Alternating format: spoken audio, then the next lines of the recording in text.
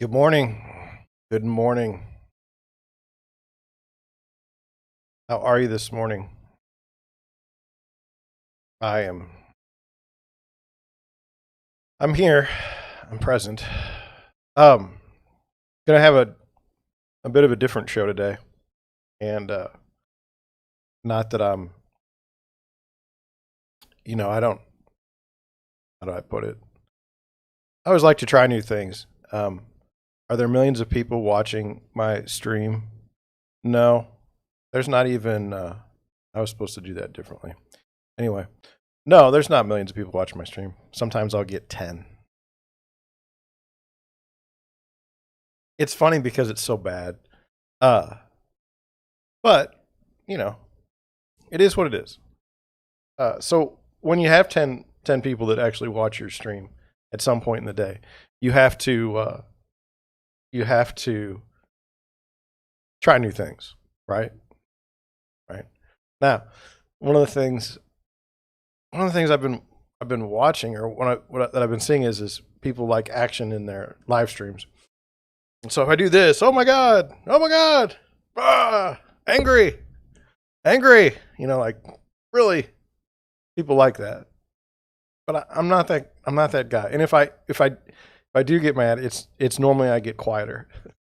So so um, I'm not built for that.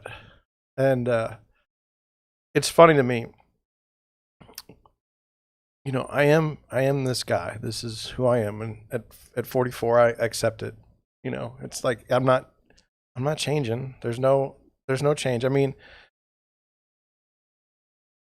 you know, I see pictures of myself when I was dating my wife, and I'm like, there's no gray hair. There's not a whole lot of hair on top. I lost my hair like I was 21, 22, so I didn't get the joy of having hair until I was in my 30s. That didn't happen for me, but anyway, it's just wild how things have turned out. I mean, 30 years ago, like I thought that's how the world was going to be. I didn't expect all these changes, and I remember one of the more evil things I thought was people were at that time they'd say you need to go be a nurse. Well, why do you need to be a nurse? Well, the people from World War II, the Greatest Generation, are all going to die, and they need nursing. So it's a great field to get into. This was before Obamacare. This was before hospitals routinely lowered the capacities and the beds in their systems before they consolidated. But we'll act like that doesn't happen because got a worldwide pandemic. Um, yeah. So um, there's going to be a theme today, and it's going to be somehow couched in the idea of Twitter is not real life. Okay. Does Twitter impact real life? Most definitely. Does does the internet, does the digital world impact our real world? Yes. Is that a good thing? I don't. It's too big of a discussion. But Twitter isn't real. That's what we're going to go with. Um, you know, one of my things is I'm a real estate agent first, and a podcaster and live streamer second. You say, well, that's a good thing, John, because you're a terrible live streamer. That's true. Um, but I have some new clients, some new buyers, and they're going to start looking. And I wanted to go over one of the things that happens to all buyers. Um, you assign your views to the buying process, and you've never done it, and so you look like a noob, which is fine. No complaints there. But um, I got this email a few nights back. It says, hey, we want to look at these houses, and we want to look at them on Saturday. We can only look at houses on Saturday, and I'm like, yeah, okay. So the first house was already offers were to be due the next day, and this was like 8 o'clock at night, so they weren't going to get into the house to see it. And the other one, they can see on Saturday. But going back to the one that they couldn't see because it's not available to be shown before offers are due. If you're in the hunt for a house, you've got to go. You've got to be after it. You've got to get after it. If a house goes active on Tuesday, get out there and go look at it on Tuesday. Don't wait. Don't wait. You say, well, what about, I'm tired at night. I don't want to. Well, then you're not really in the hunt.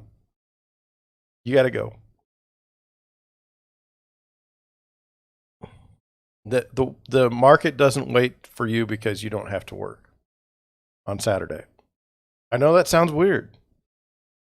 I know we just assume that, like, we go to work 9 to 5, and then we'll just, on our weekends, we'll go look at houses. Do I show houses on the weekends? Yes. Do I show houses all week long? Yes. Except most of the time, not Monday nights. Most of the time, Monday nights are pretty darn quiet.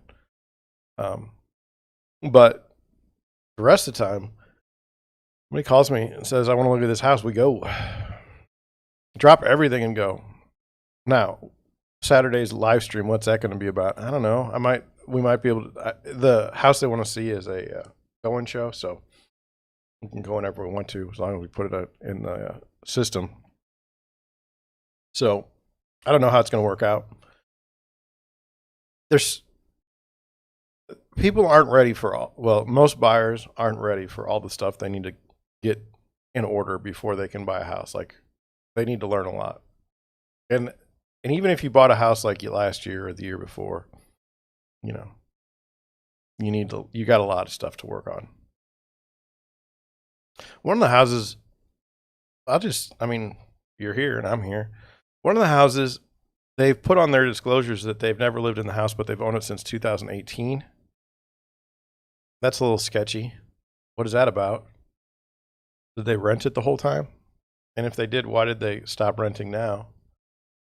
The other house, they bought it last year, January 1st, 2021, and they're selling it January 5th, 2022. Divorce?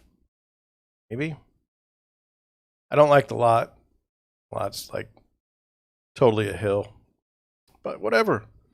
I'm not going to live there. I just need to make sure my buyers know what's up. So the pricing on the house that was, for sale last year or bought last year, pretty much is just to cover the commission. I don't think they're going to cover the commission even. That's one of the things that you can see in a good market. You can see people that make mistakes buying homes can get out from underneath them without really paying a financial penalty. And when the market is bad, people can't. All there is to it. Like I said, we're going to do something new today. New in the sense that I don't know. I'm sorry, I saw some stuff online. I was like, what? I don't know how it's going to fly. I don't know how long it's going to take. So let's just get to it. Hey? So I don't know if you saw this when I first started because I was doing stuff, but I've been on Twitter, I've been on Instagram, and if you've been on any social media, you've seen that, maybe it's just me, but you've seen that the DIY channel is rebranding as Magnolia Network. And I just wanted to go over that because the DIY network I thought it was kind of fun. It says the relaunching of DIY Network to Magnolia Network as a basic cable channel comes official today, January 5th, 2022. Chip and Joanna gains best known to many fans as HGTV's Fixer Upper first launched the Magnolia Network on the new streaming service Discovery Plus last September. So I wasn't even aware of that. With a new deal in place to take over DIY and the subsequent rebranding and relaunch, viewers will now get a full schedule of new shows and some holdovers from the new network.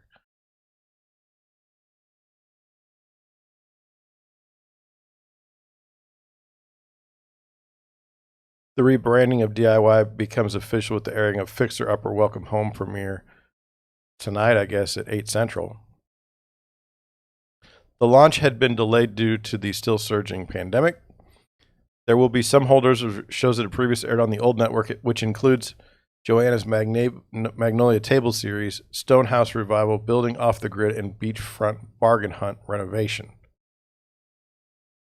There will also be Magnolia originals like Restoration Road with Clint Harp, Homework, The Lost Kitchen, Family Dinner, The Johnny Swim Show, and Super Dad, among others.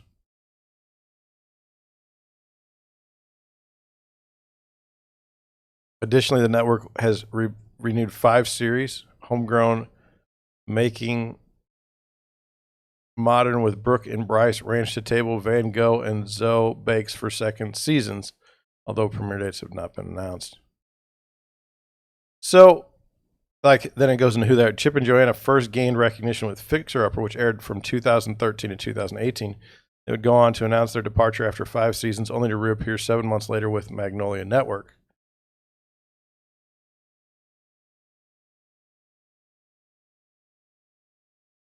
It wasn't long ago that watching TV meant time together as a family. Really? At least when I was a kid, we didn't watch TV as a family.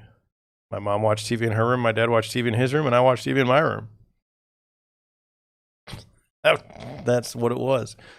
It was a place where people of all ages could gather and be informed, entertained, and inspired by this kind of honest, authentic programming that brings people closer. I don't know what television he was watching. I have no idea what they're talking about. But anyway, that's what we've set out to build with the Magnolia Network, and we've been amazed by the stories and storytellers we found. I'm not a very good storyteller. That's why I'm not on Magnolia. People whose lives are living proof that the world is full of beauty, hope, courage, and curiosity. We can't wait to see these stories brought to life on cable in January, and we're hopeful about the impact it might have to reclaim the best of what television can be, the parents of 5 added. Wow. Okay. If you say so.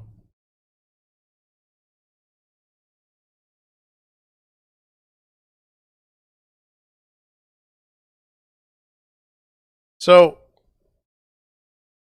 okay, so Twitter isn't real life.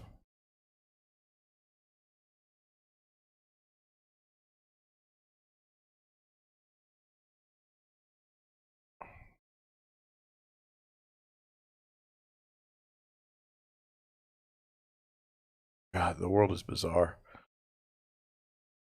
Anyway, so, thank you. Thank you very much. I haven't had a spam comment in like a week, so thank you, Dana Griffin. I appreciate that. Thank you for the spam comment, and it's great. So,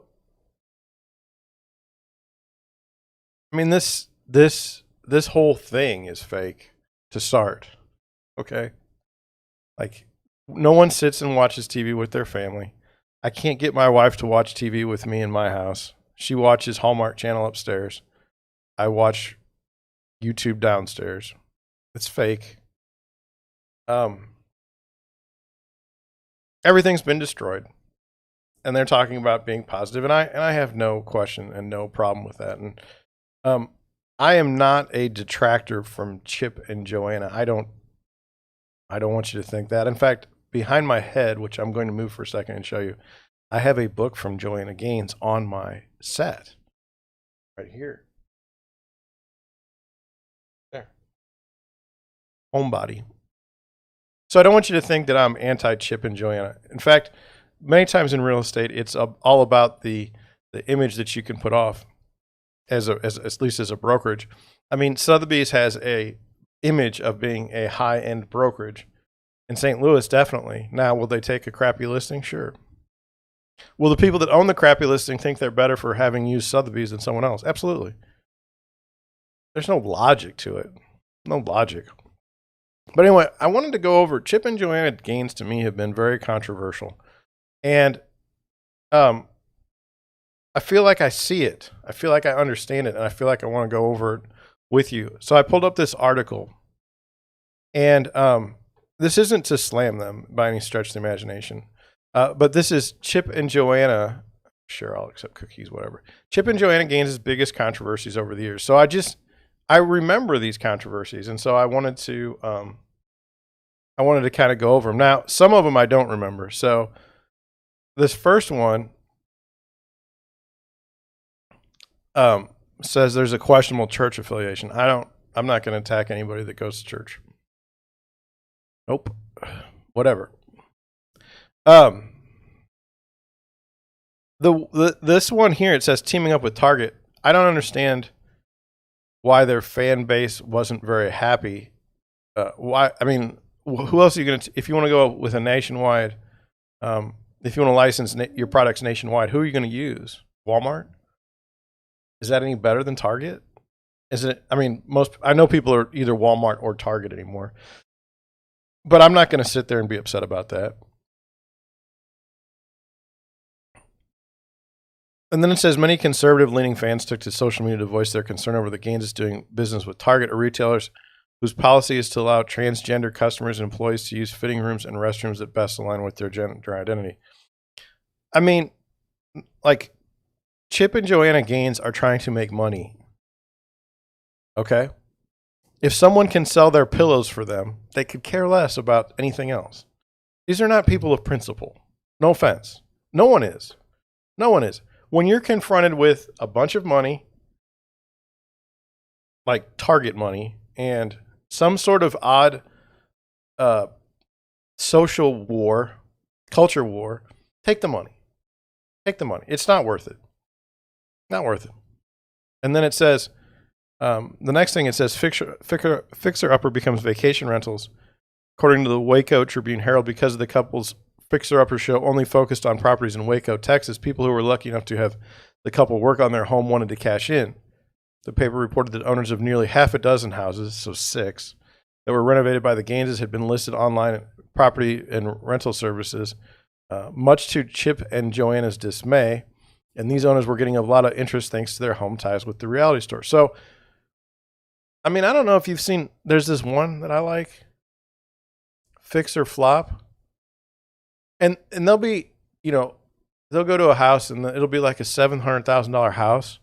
And then the people that they bring on, they're like, well, we don't want to spend any more than $1.5 million to fix this house, or else we'll just buy another one.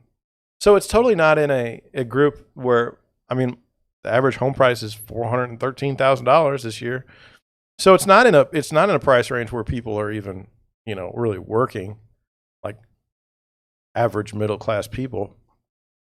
So why shouldn't they? Why shouldn't they cash in? The whole show's fake. So it should not. I mean, I'm sorry that they're unhappy.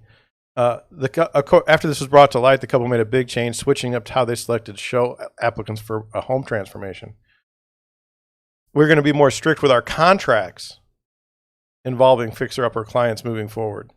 So it's okay for Chip and Joanna to make all kinds of money and make bank fake, but you can't make money fake by renting out the house.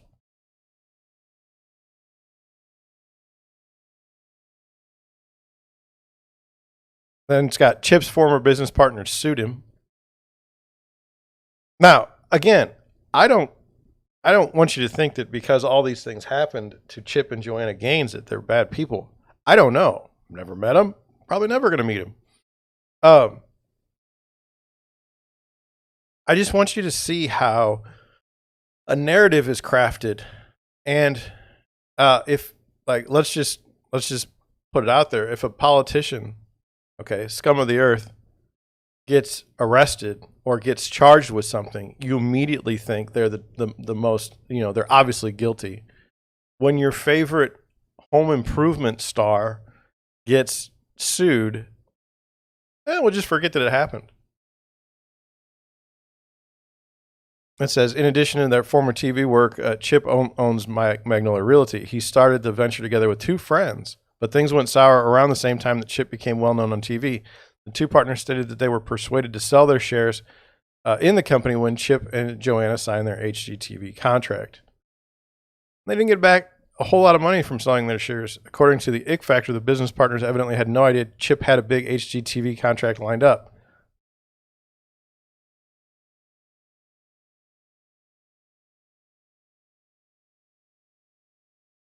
In summary, at a time when only the defendants knew that Fixer Upper had been fast-tracked for a 1-hour premiere on HGTV and was on the verge of radically changing their lives and business enterprises, Chip Gaines conspired to eliminate his business partners, notwithstanding their long-standing friendship.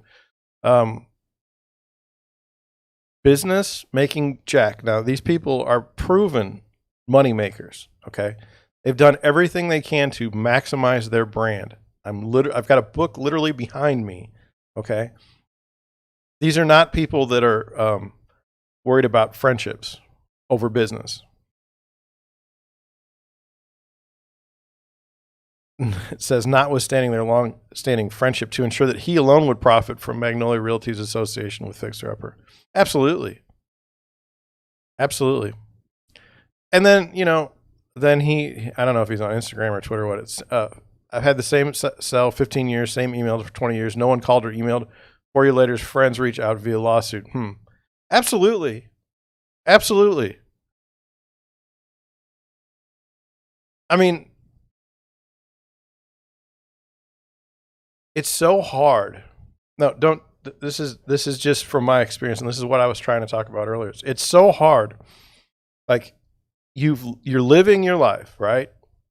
Okay, got all your friends, and you're in this social net. Okay, like I'm a middle class suburban, actually lower middle class suburban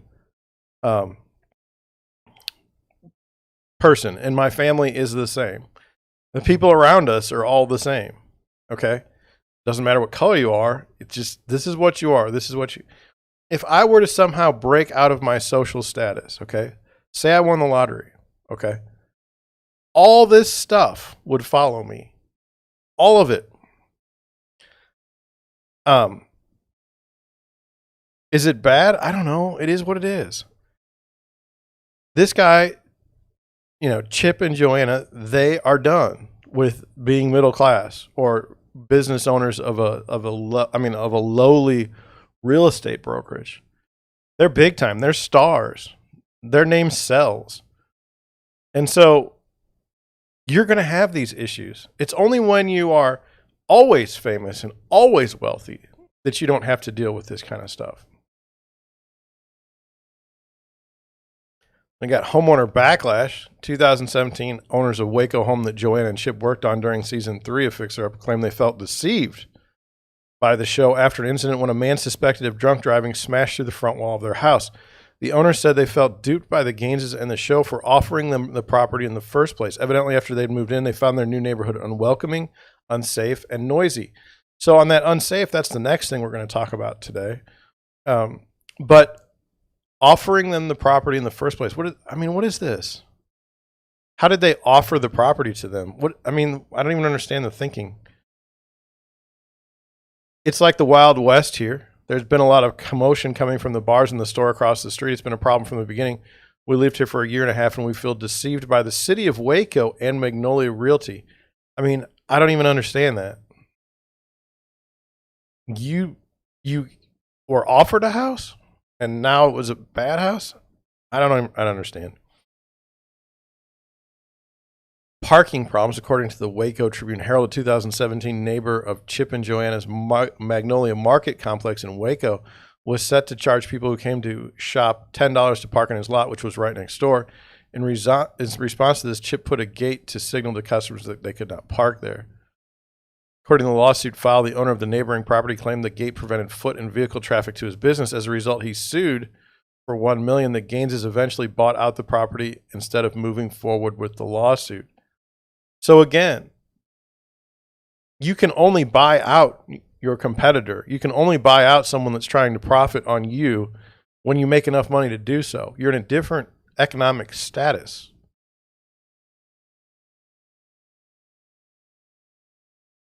This was the one that got me. In 2018, Chip and Joanna's company was hit with a fine for violating the lead paint guidelines set forth by the EPA. According to Vox, older homes in several seasons of the show did not depict the lead-safe work practices and violated rules on toxic substances and lead paint. Now, you just go right ahead and argue this one. According to the EPA, the company's couple violated the lead renovation, repair, and painting rule and the Toxic Substances Control Act in 33 homes they renovated in Waco. In addition, the details suggest that the crew they hired to work on the removal of lead-based paint did not do so with proper safety in mind. Do you really think that you can make money if you follow flipping houses, if you follow all the environmental and regulatory rules in the United States at all times? And then, so that's what I love is the show's production company had to pay a penalty of $40,000 and spend $160,000 to clean up lead contamination in the Waco community. Had nothing to do with the homes that they were in. And they had to pay $40,000. Big rip. It was also ruled that the show's host would need to talk about lead-based paint safety on their show and social media. And so here's the game. The EPA doesn't go after some guy that's flipping houses in South County. No. They go after some big star. They say, we've got you, and now you need to produce propaganda for us, or else we will really, really come after you. That's how this works. This is the world we live in now. It's really sad. And these guys are, Chip and Joanna are paid shills to do whatever. Put enough money in front of them, they'll say whatever you want. And again, nothing wrong with Chip and Joanna. I'm sure they're fine people. It's just they're not operating in the same space as we are. We are being me. Since then, Chip has shared a few safety warnings on Twitter, including a tweet in 2018 which says, during last night's episode, some people had questions about renovating houses with possible lead-based paint. He followed up with a message with a link to certified renovators. I'm pretty sure that that's not the only thing that they had questions about.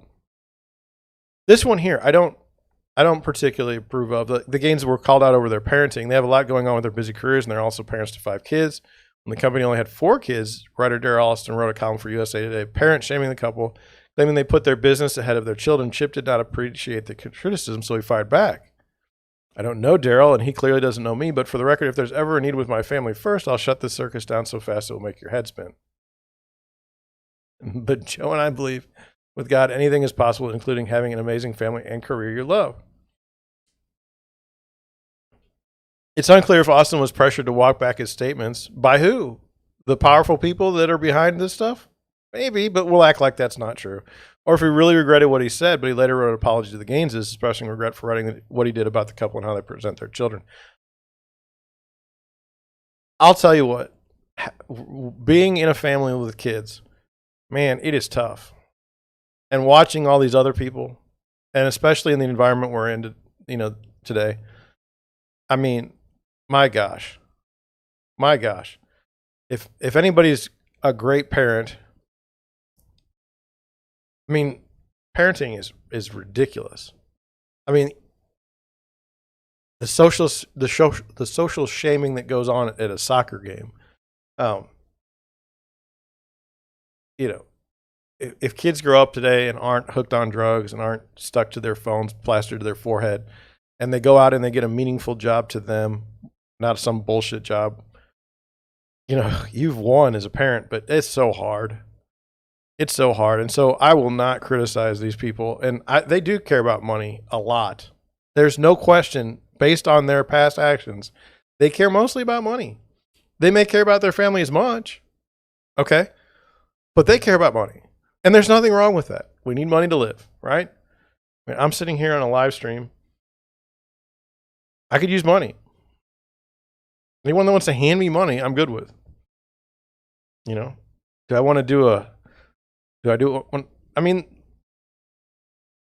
in real estate, in the industry at least, it's all made up. It's all made up. I watch these real estate reality TV shows all the time, and it's all fake. And here's all you need to know. Today, like last night, I told you this story. My buyer said, hey, we want to look at a house this weekend. House is already gone. If you sit there and think that they can have 3 or 4 houses for the buyers to just kind of consider about, oh, well, we'll think about this one. We'll think about this one. Oh, we'll bring our contractor in and he'll come up with all these numbers. In this market, fake.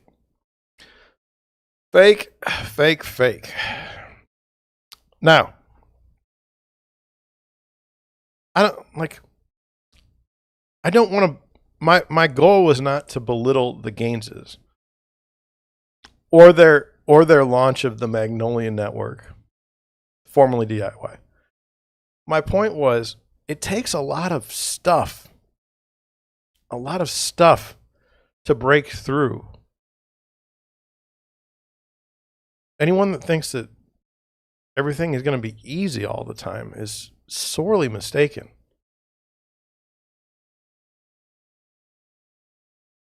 That's all I have on that. I wish them success.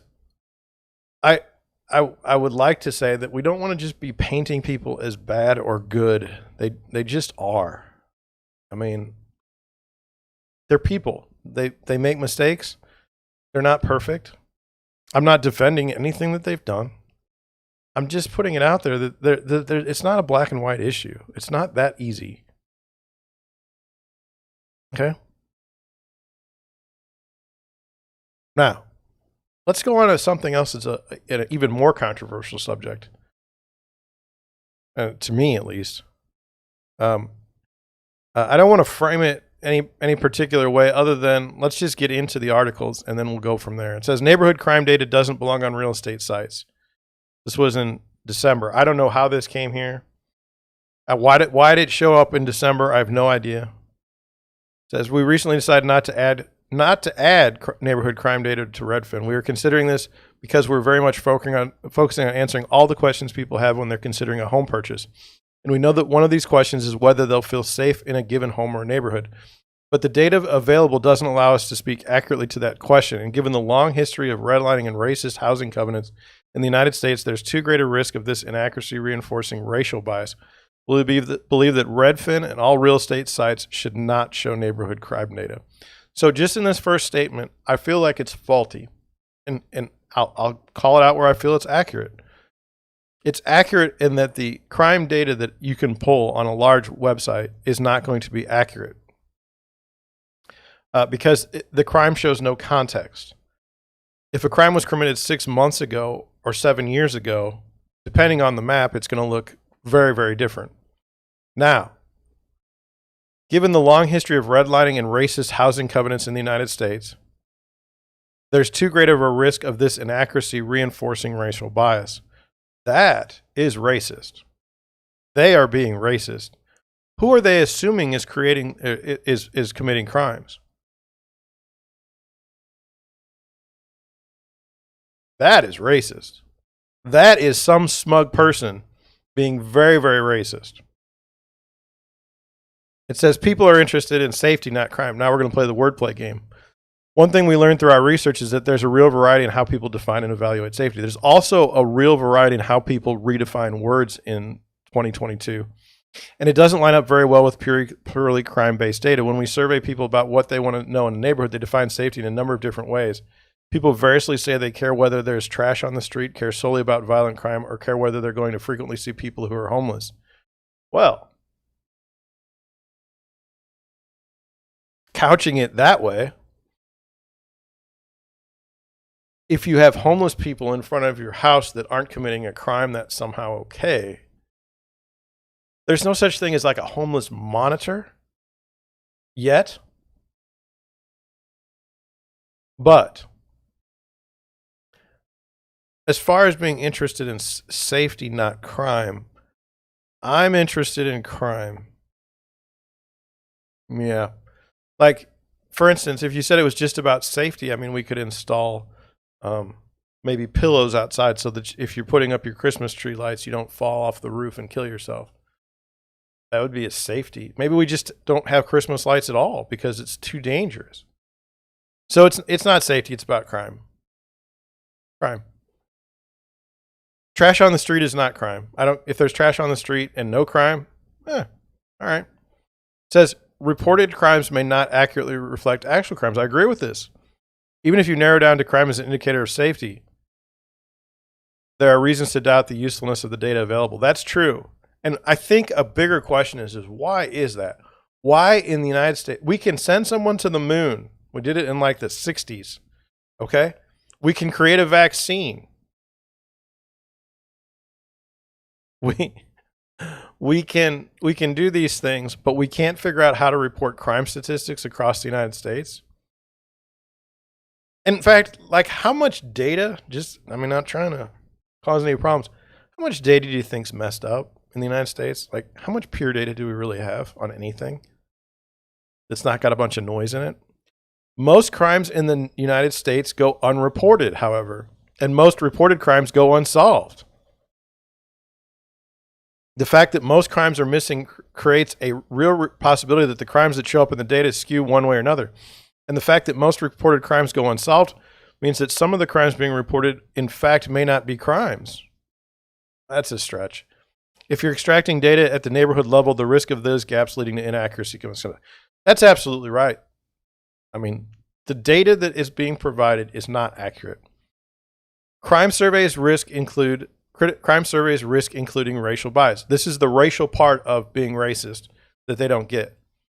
To get around the gaps with reported crimes, the main other data source we consider was the National Crime Victimization Survey from the Bureau of Justice Statistics. Who even knew we had a Bureau of Justice Statistics? By virtue of being a survey, this has the advantage of being able to capture both officially reported and unreported crimes. However, also by virtue of being a survey, if there's racial bias in respondents' answer, this will get reflected directly in the data. And there are troubling signs of this. In 2019, people reporting crimes were more likely to describe their offender as young, male, and black than would be expected given the representing those groups in the population. You're being very, very racist by saying what you just said. You're saying because it could be a racial group, it's racist. Let me see if I can frame that better. You're saying that there's a particular group that shows up higher than other groups, and that's racist. But if data is, and that's the issue is look, data is messed up. Data is messed up. There's no question. The collection of crime data is really messed up, okay? But you're adding the racist intent, the racial bias. We'll weigh each and every decision to add data to the site. People are hungry for more information to answer real estate questions, and Redfin will continue to add more and more data to help with that. We know that whenever we add new data, however, there's a potential for it to change whether people decide to live and invest in a neighborhood and do so in ways that are impacted by historical and current bias.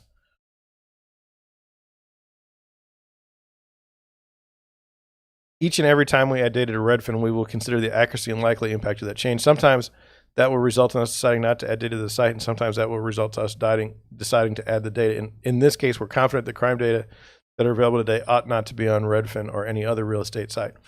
If Redfin chooses to not put crime data on their site, what do I care? What do I care? Right?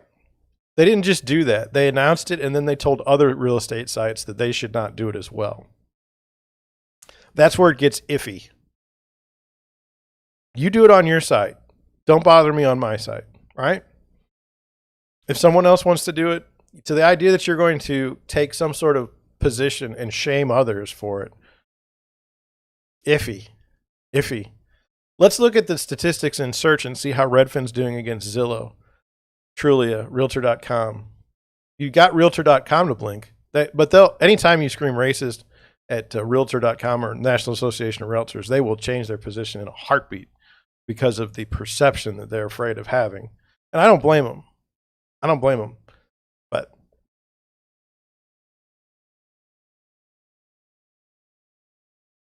I think where I'm at is, in my own business, I do not discuss crime.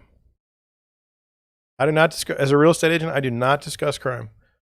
Why? Well, is a neighborhood safe? That's the question I would probably get, and I have gotten. You say, come on, John, you got to know if a neighborhood's safe or not. I don't know. I don't know what you define. What's your personal goal? How do you define safe?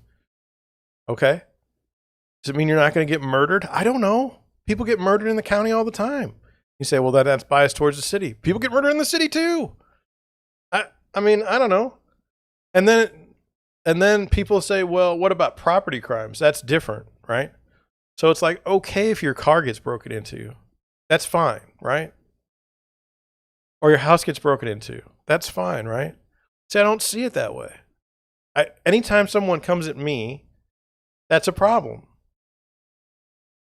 Do you understand what I'm saying? Anytime someone were to break in my house, break into my car, somebody broke into my car and stole my stuff 2 years ago. I live in the county. It's considered relatively safe. By who? By me. I've lived here all my life, except for 10 years in Detroit, which also has crime issues. Okay? Is crime...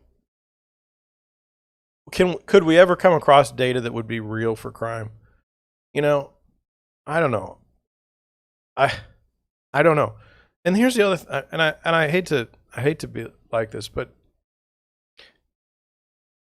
in Oakville in St. Louis, okay, they have these Facebook sites, and like I forgot the name of the one, Oakville United or something, and people will post on their Ring cameras of some dude breaking into their car and driving off, and in full view of the cameras. I mean, don't even care. Okay, Oakville's not considered a dangerous place by any stretch of the imagination. And do the police? I don't know that the crimes don't get reported or they don't get the suspect doesn't get arrested at some point in time. But let's just say there. I mean, I'm not trying to be a jerk. Like there was that real estate agent in Miami that was shooting homeless people. Well, once they got him off the street, well, we don't know. It's alleged, but once they got him off the street, did homeless people keep getting shot? No. Do you still have a crime problem? I don't know. I don't think so until some other serial killer starts. It's very strange. I mean, this is me talking. I reject the notion that poverty fuels crime. I don't believe it. I think it's been wrong. I think it's been wrong-headed the whole time. The idea that it's okay to commit crimes if you're poor or out of necessity, the idea that there's a necessity to create crimes because you're poor, I just disagree with. So, what Redfin and every other real estate listing site wants to do is to create the best site so that they can be found in search or that they can have the best user experience. Those are really the two things. And I can't compete with Redfin, Realtor.com, Zillow, any of those. I mean, I don't compete with any of them. I'll get like 5 people to my website in a month. They'll get millions. They want to create this user experience, and a way to do that would be to add crime statistics and crime data, but they can't, and they recognize it because it is going to. I mean, you know, there will be a smart lawyer. There will be a funded government entity that will figure out a way to sue the hell out of anyone that does crime statistics in the way that Redfin was considering doing it and Realtor.com was considering doing it. But there is a marketplace for it. Let me continue down this path. Realtor.com and Realtor Magazine, it says Realtor.com and Redfin remove crime data listings. Now, not Zillow. I don't know if they do crime. I know that Trulia did, and they've said they're not going to do it. But it is interesting that Zillow has not been answered, hasn't been put in this article on Realtor.com. It says Realtor.com and Redfin are taking a stand against crime data being listed on their websites. The real estate companies have removed data due to growing concerns that it could perpetuate racial inequality, which itself is racist. Realtor.com announced it removed its crime map from all its search results to level the playing field. I didn't know they even had a crime map. This is something that we argued about in 2012. I didn't know we were still doing it. It is reassessing what safety means to buyers and renters and what information they decide to share about it going forward on Realtor.com. Yeah. I mean, like domestic disputes, is that crime? I mean, it's crime, but it's between two people. I mean, they're fighting each other, not fighting me. That's what they want to do. Redfin also came out against crime data being included on real estate websites and said that it felt after surveying consumers and evaluating research that the crime data does not accurately answer the question about how safe an area around a home is. It would be awful dangerous, though, to go to a community and think you were safe and it being a terrible part of town where you were murdered. Anyway, we read the history. Realtor.com says it plans to examine closely what neighborhood safety means for buyers and renters who use its site to reimagine how it integrates safety in our Realtor.com. Our goal is to ensure we are providing consumers with the most valuable, fair, and accurate neighborhood data so they can make informed decisions about where they want to rent or purchase their next home. The most valuable, fair, and accurate neighborhood data, by not including crime in a neighborhood, that's not going to be the most accurate data. It's just a question of how one looks at crime, and it's subjective. Another article here, developing story law enforcement today, report popular real estate websites announced they'll no longer show crime data, citing racial inequities. This is not the headline you want because it's racist. We don't know who's committing the crimes. Do we? You're assuming a group creates the crimes, and that's racism. According to reports, 2 of the largest real estate search engines have removed crime data from its websites out of concern the data perpetuates racial inequities and bias during the home buying process. I don't know. I didn't even know they were doing it. In a company update, David Doctorow, the CEO of Realtor.com, said the crime map layer has been removed from all search results on the website to rethink the safety information we share on Realtor.com and how we can best integrate as part of a consumer's home search experience. We know that a person's home can affect so many other things, their education, their health, the opportunities that they and their children will have in life. This persistent problem of housing segregation is interconnected to too many of our country's deepest social and racial equity challenges. Now, that is not the same. That is not the same. Not the same as crime statistics. This persistent problem of housing segregation is interconnected to many of our country's deepest social and racial equity challenges. So now, all of a sudden, it's got to do with housing segregation. Also racist. Who are you to decide who can live in a neighborhood? On the same day that Realtor.com announced it was removing its crime data, Redfin came out with an all-in denunciation of crime data. It's kind of weird how that happened, isn't it? They both kind of jointly worked together to do that.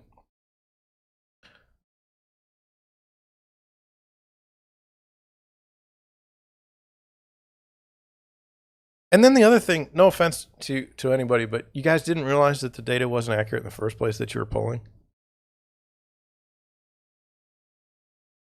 Like, you didn't know that? Like, it wasn't obvious to you? You're the smartest guys in the room and you can't figure out that the crime statistics across the United States are not uniform?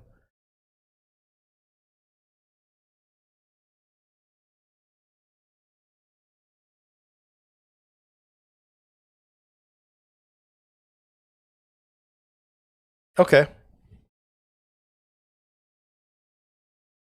I mean, here's what you need to know, at least in the United States, that if one door closes business-wise, and this has been the problem with many of the things going forward, you know, like we talk about, well, Elon Musk talks about AI being a very, very dangerous thing, okay? If we say no to AI, we're not going to do any research on AI. Somebody else will. The Chinese will.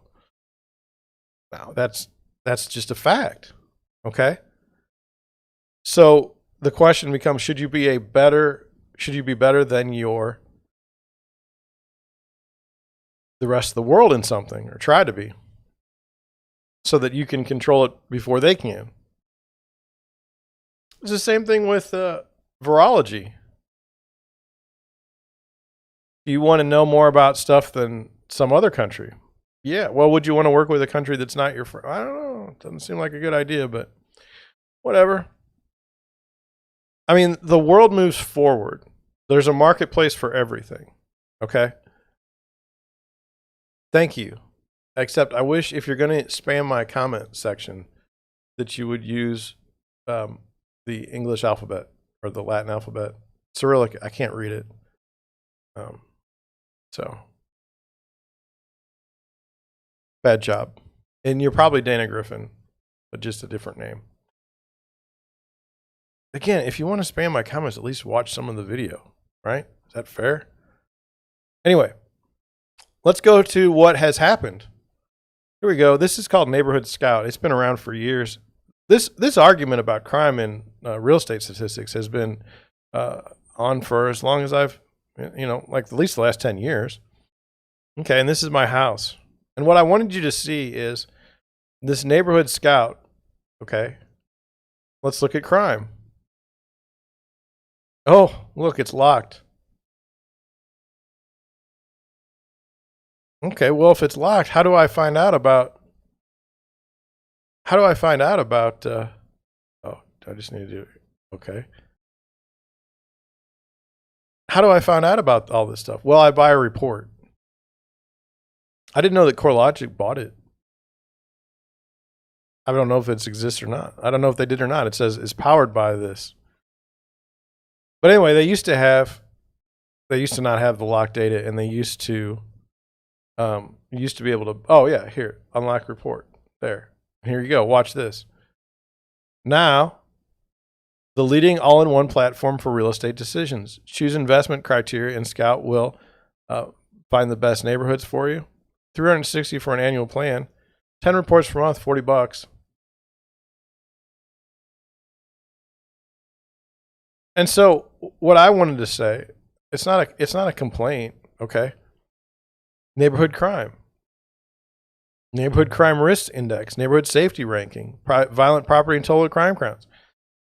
This information is available, okay?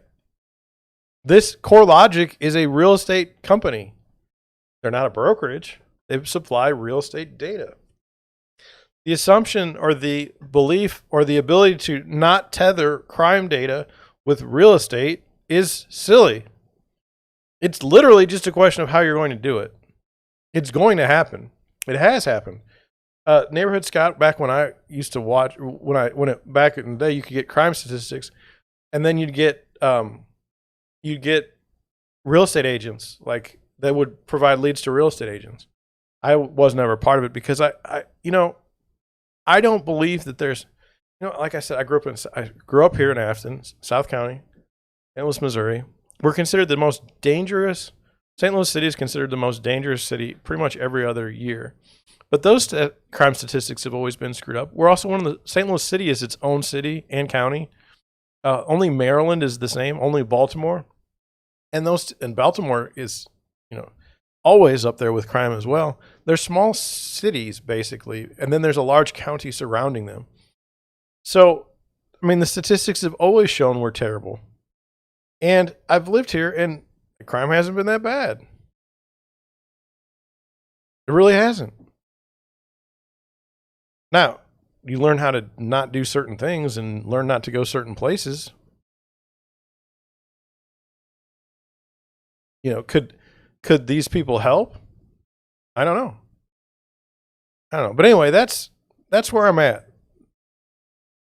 Crime data will be found by people in real estate.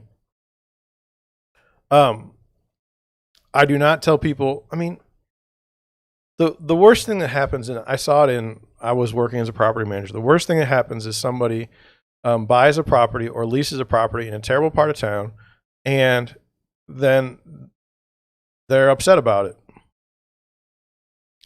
Hey, my car got broken into. I've got to get out of here. This is terrible. I'll give you money. Just get me out of this place. It's terrible. I never want to be here.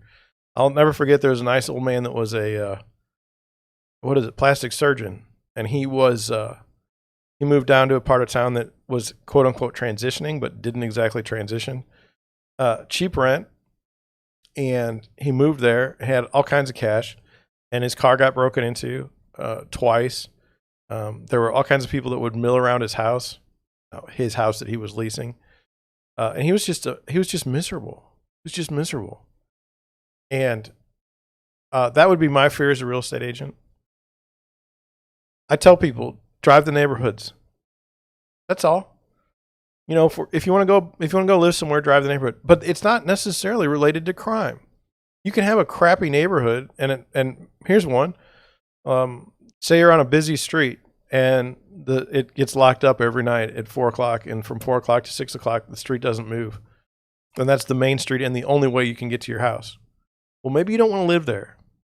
It's got nothing to do with crime. It's got everything to do with efficiency. So, if you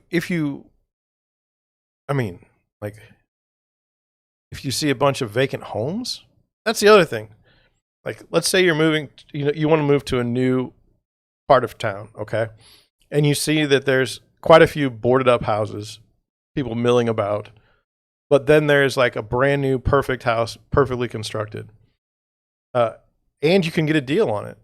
You know, a house like that should go for maybe $500,000 and it's only going for $400,000. You take a chance? I mean, you know, do what you got to do, right? The neighborhood may never turn. There may be reasons why it didn't turn. But then again, it could. And you'll be sitting on a wonderful piece of property. So that's my thinking. You may not agree, but I just think that the crime statistics is something that I don't think that there needs to be a national discussion about whether or not real estate websites decide to put crime data on there. I think that, and I don't think that one real estate brokerage should be shaming others into not doing it. I just think that it's obvious that crime data is a problem. I understand the allure of real estate websites to put it on their sites because of the user experience. I understand people's hesitation to, like National Association of Realtors, I can understand their hesitation in having the data or being involved in any of the data. It's one of those things. There are many people that want to go and change the past rather than just, this is what happened in the past. You should not be defined by it. You should go out and live your life. People want us to live like, they want us to live a worse version of the past. So they want to beat people down for the past all the time. And they do it so that they can get some sort of advantage, money related, social status related, you know. It's a sad situation, but it's the way it is. I would not, if you say, John, if you were building a website that had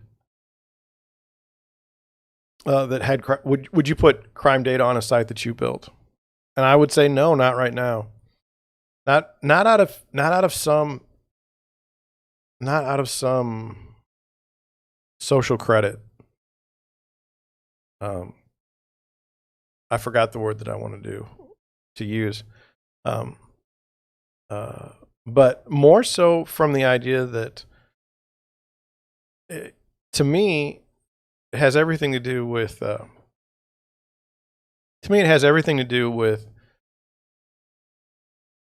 you want to buy a house, okay? You want to see the price of the house and you want to see the pictures of the house.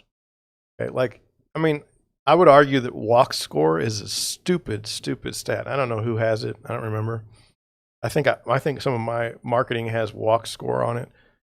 You know, is it great to be able to walk to bars and shops? Yes. Will there be more crime that occurs when you can walk to bars and shops at 2:00 in the morning? Yes. It's not, it's just part of it. Part of it. But, you know, like, I can't walk to anything from my house. Okay. And yet my walk score is probably like a 7. It's stupid. It's stupid. And so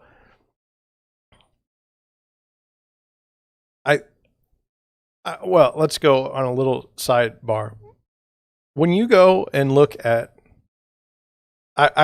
there's this lady that's totally on the left. It's a friend of my, a friend of the stepdaughter, mom, and she's a social justice warrior. Okay. And she moved here from a different part of the country. And so she decided she moved to Afton because of its diversity.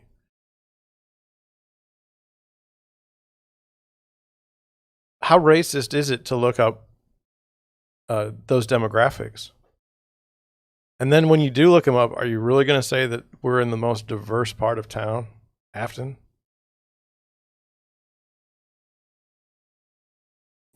I mean, it's a joke. And how racist is it to look up demographics in the first place? What are you trying to accomplish? I mean, the whole thing is just bizarre to me. You know, I lived in Detroit, Michigan, downtown Detroit. I was a minority. Okay.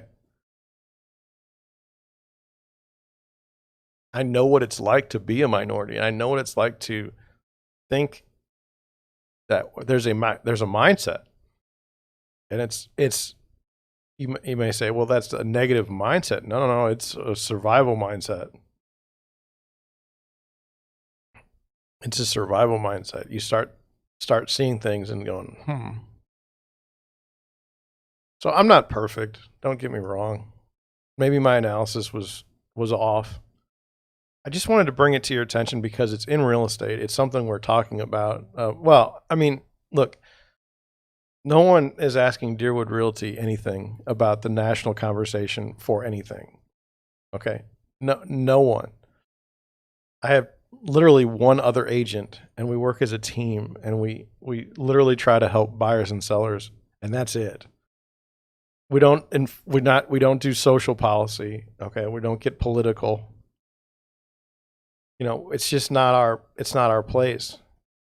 But like Redfin, Zillow, Realtor.com, National Association of Realtors, the largest brokerages in the United States, the franchise brokerages, they're going to be the ones that lead us, even though we don't want to be led by them. They're the ones that speak for us. They're the ones that make the policies, and we just live by it. You know, like the question right now is, iBuying failed for Zillow. Does that impact your brokerage? Well, no, I don't do iBuying. Why not? You can make all this money. Well, Zillow didn't make all this money, and I did house flipping when I was younger, and I didn't make all kinds of money. I did once or twice, and then I got blown up. The only difference is when I got blown up, I didn't have a job the next day, and the people at Zillow still do. Maybe not in the iBuying section, but Zillow still goes on. So, I don't know. What do you guys think? I mean, obviously, I've got my spam commenters, but those aren't real people. They're bots. You can put it, I know you guys aren't always around at 9 in the morning, so I know you guys watch stuff afterwards, my streams. So, let me know what you think. I'm going to change up my format quite a bit for the description and the title of this live stream today. Let me know what you think. If you enjoyed it, there's not always going to be national conversations on these things. This just happened to be kind of a day where there was some stuff to talk about. So thanks for watching. I appreciate you. Thank you for subscribing.